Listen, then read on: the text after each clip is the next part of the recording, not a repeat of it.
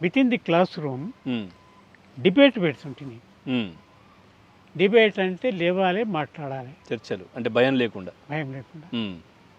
Stage దగ్గర కూర్చునేది నేను స్టేజ్ అంటే ఇక నేను కూర్చుండే టేబులే స్టేజ్ అనుకోండి. అయితే అక్కడ మొదలైంది కేసీఆర్ గారి మాట్లాడేటటువంటి చెప్తారు. లక్షణం.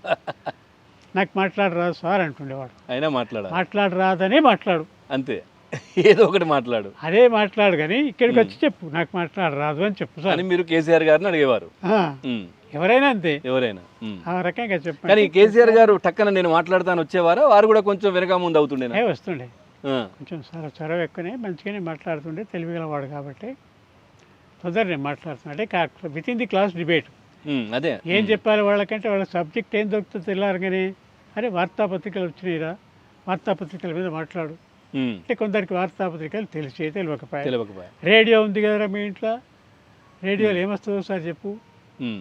ఇట్లా అంటే వాళ్ళకి చుట్టుపక్కల రేడియో సంఘటనలు, జరిగినవి, వార్తలు ఏవో ఒకటి. ఏదో ఒకటి ఉమ్, ఈ రకంగా మాట్లాడడం పిల్లలకు రావాలి. ఉమ్, అది స్టేజ్ ఫేర్ పోతుంది దాంతో. ఉమ్, ఉమ్.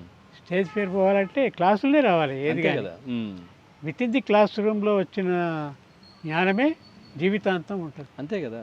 ఉమ్, ఎవరికైనా సరే, ఎవరైనా అంతే. కాబట్టి ఆ రకంగా కేసీఆర్కు మంచి శిక్షణ ఇవ్వటం జరిగింది. ఉమ్, ఆ రకంగా ప్రతిసారి డిబేట్ పెట్టడం, మాట్లాడటం, వ్యాసాలు రాయించటం, ఉపన్యాసాలు చెప్పించటం,